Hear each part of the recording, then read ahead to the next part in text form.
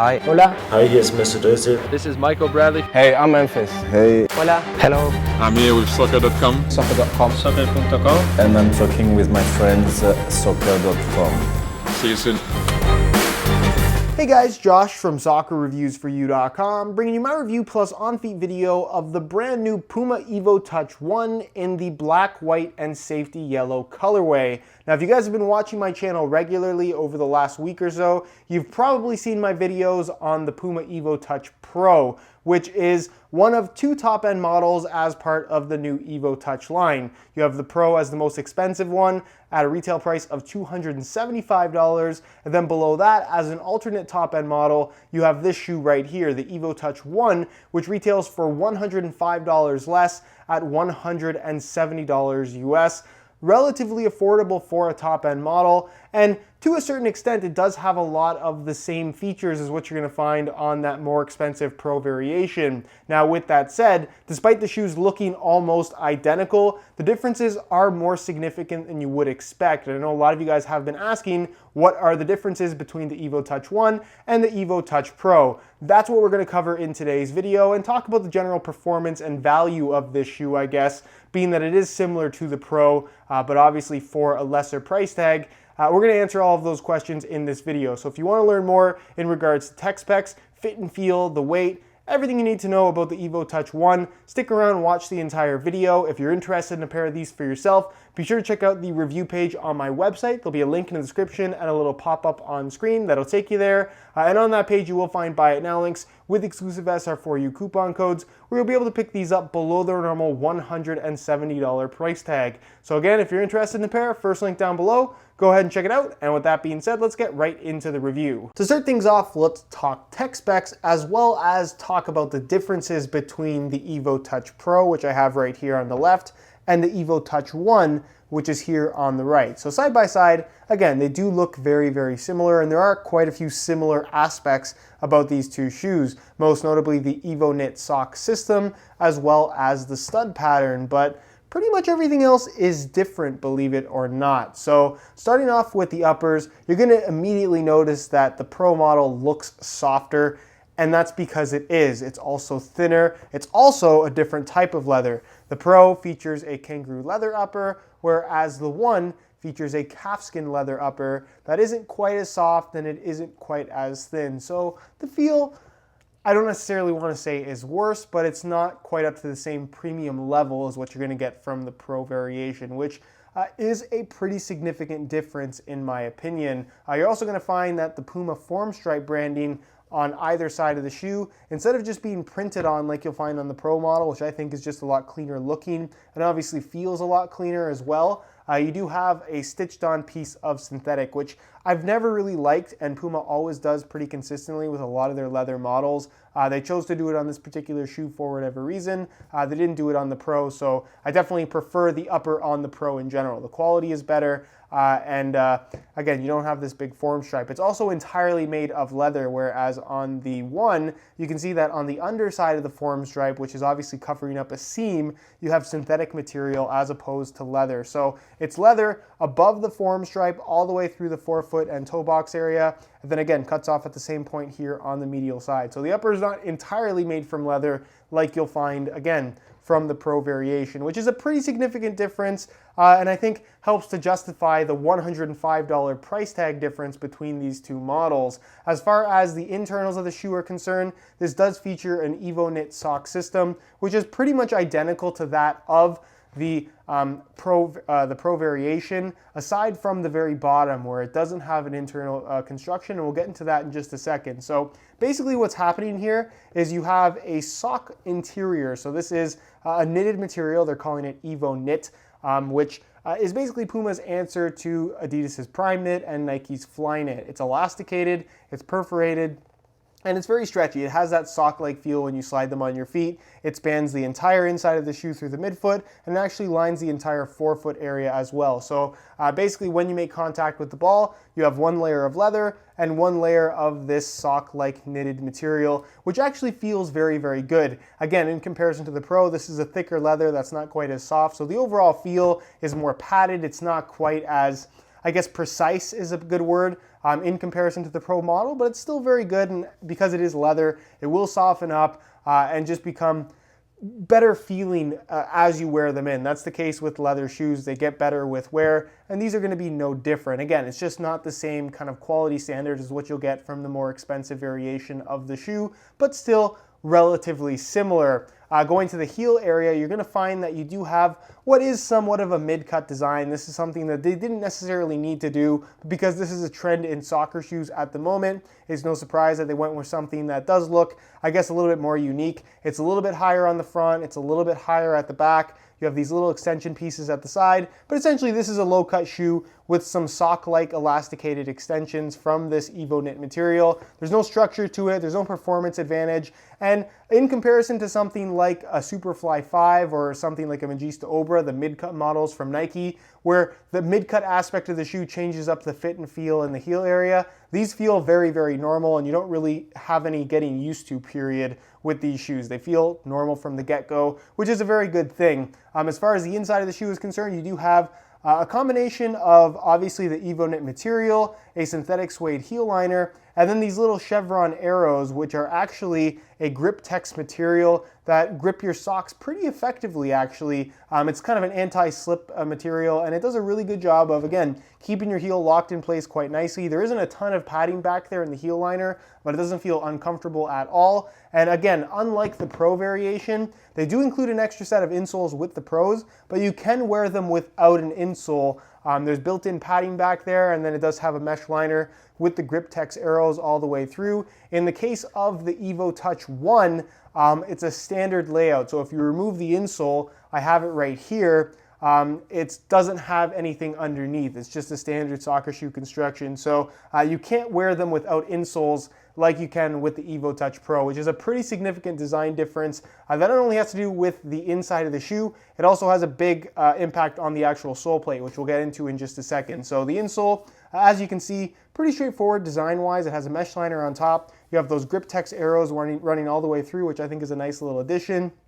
It's just a single layer of this kind of dark navy blue foam. It's got some good thickness to it, good density. It's a pretty solid insole in general. Moving on to the sole plate and heel counter, it isn't a true one-piece sole plate heel counter like you'll find on the evoTOUCH Pro. Instead, the one is two separate pieces that are basically bonded. So you do have the heel counter, you have the sole plate, but they are completely separate. And again, they look very, very similar to each other, but because of the actual material on the underside, it's not a one-piece construction. That little kind of footboard, which you would, like I said, find in the construction of a standard shoe, makes this sole plate a lot more stiff than what you're going to find from the Pro variation, which is super, super flexible. It's one of my favorite aspects of the shoe, and it's what helps to give it that natural feel. This is a lot stiffer, not nearly as flexible, and the difference is very surprising given how the design of the sole plate is virtually identical from the outside. This also changes the weight of the shoe, given that, again, despite looking very similar, this material technically isn't exactly the same. This is more of like a rubbery plastic as opposed to a harder plastic like you'll find on the Pro variation. So that impacts the weight of the shoe pretty significantly, which we'll take a look at in just a second. But as far as the stud pattern is concerned, that's identical. This is a firm ground stud pattern, of course, and the traction that it provides is actually very, very good. Not too far off from what we've seen from the EvoSpeed line over the last couple of years. And on firm natural grass, it works very well. No issues whatsoever. Nice and aggressive, and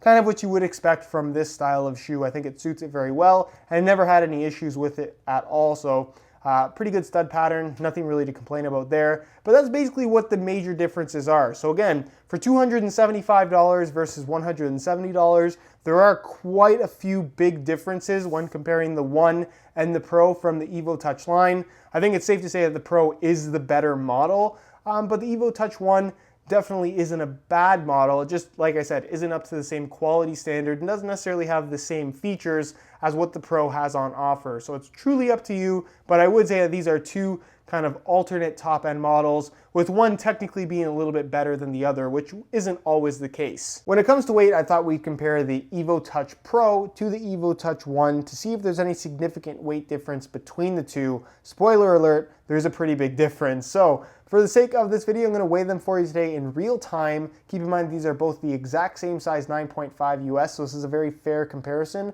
We'll start off with the evoTOUCH Pro. throw them on the scale, and you can see that they weigh in at a very lightweight 7.35 ounces, the equivalent of 209 grams, which is pretty much the same weight range that you're going to find from a lot of shoes at this particular price range. Very light, not exceptionally light, but light enough in the 7-ounce range. There isn't really a lot to complain about. So remember those numbers, 209 grams, 7.35, 7.4 ounces. We'll take these off and we'll throw on the evoTOUCH 1, and you can see that they weigh in at 10.3 ounces, the equivalent of 291 grams. So there's essentially a 3-ounce weight difference between these two shoes, with the evoTOUCH 1 weighing significantly more than the Pro variation. At 10.3 ounces, that is definitely on the higher side of things as far as shoes at the $200 mark.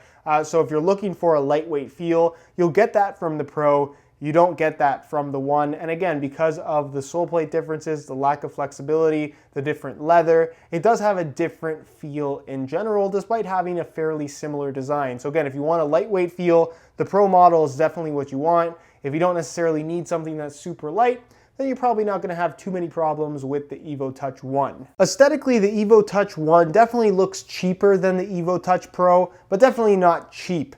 It has obviously the black, white, and safety yellow color scheme that we're seeing at the launch for the evoTOUCH, which I think is a pretty good color combination. Black for the majority of the upper and sole plate, white for the form stripe on either side, and then a safety neon yellow color for the laces, the EvoKnit area, the back extension piece going here, the outline of the form stripe, and then of course the studs and strip running down the middle of the sole plate. So for me, I like the look of the shoe. I know that this cut, especially coming very high up the back of the shoe, not everybody likes.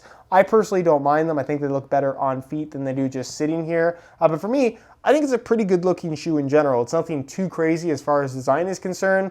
It's just a matter of whether or not you like the look of this little kind of collar extension piece, I guess. But for me, I don't mind the look at all. Let me know what you guys think though down below in the comment section. Do you like how these look? Why or why not? And with that being said, let's move on to the on-feet portion of the video so we can get a better idea as to how these shoes fit and of course what the sizing is like. Alright, so here is a look at the evoTOUCH 1s on feet. On my left foot I have the stock neon yellow laces that come with the shoes, and on my right foot I have a pair of neon yellow and black chevron SR4U replacement laces. If you're interested in a pair of replacement laces for yourself, there'll be a little pop-up on screen as well as a link down below in the description that'll take you to the website www.sr4ulaces.com. So again, if you're interested in a pair, pop up on screen and link down below in the description. Go ahead and check it out. Now, in terms of how these things fit and feel on feet, again, in comparison to the evoTOUCH Pro, I would say that the feel is probably the biggest difference between these two shoes in terms of how they fit. The shape of the shoe isn't too far off. The EvoKnit system isn't exactly the same. You have EvoKnit across the top of your foot. That's identical to the Pro, but down the sides, while it is still a complete wrap, it's made from more of an open mesh material as opposed to a true knitted material, but that doesn't really impact the feel. The difference is the leather itself being a little bit thicker, which gives the shoe a little bit of a bulkier feel in general. And then of course the sole plate being 1, thicker, and 2, not as flexible, which again just adds to the overall substantial sensation of this shoe on your foot, whereas the Pro variation just has more of a flexible, lightweight, kind of thinner feel in general, which again, there's a $105 price tag difference between those two models. So you expect the differences to be, I guess, at least somewhat significant, and they definitely are. All in all though, this is still a very comfortable shoe. It's a little bit different as well because of the insole. It's not a one-piece construction for the entire inside of the shoe, but they're still very comfortable from right out of the box. The leather softens up after some wear time, and there really isn't any major complaints or issues that I have in regards to how they fit. The heel area, again, despite looking a little bit different, pretty much feels like a standard low-cut shoe, nothing really to get used to, nothing to break in there, and just the general comfort level of the shoe out of the box is very, very good. In terms of width, it's got some decent width to it. They will fit most people. It's not exceptionally wide, but again, they will fit most people in general, and it is leather, so the forefoot and toe box area will definitely have some stretch to it after some wear time. So again, they will fit most people. That's really my best advice on this particular shoe. And as far as sizing is concerned, like a lot of Puma models, these run about a half size small. So instead of wearing my usual size 9 US, I bumped it up to a 9.5, and the fit and the length is absolutely perfect. So if you are looking to order order a pair of these for yourself, I would strongly recommend going a half size up in order to achieve the best possible fit. All right, guys, that is it for my review of the Puma evoTOUCH 1 in the black, white, and safety yellow colorway. If you guys are interested in a pair of these for yourself, be sure to check out the review page on my website. That'll be the very first link down below in the description of this video. On that page, you'll find Buy It Now links with exclusive SR4U coupon codes, where you'll be able to pick these guys up below their normal $170 retail price. So again, if you're interested in a pair, first link down below, go ahead and check it out. If you have any questions at all regarding this shoe, leave them down below in the comments and I definitely will get an answer out to you. If you enjoyed today's video, found it helpful and informative, be sure to support it with a like. Subscribe if you haven't already for daily videos on all the latest and greatest soccer gear. You can find all my social media information linked in the description as well. And other than that, guys, hope you enjoyed today's video, and as always, thanks for watching.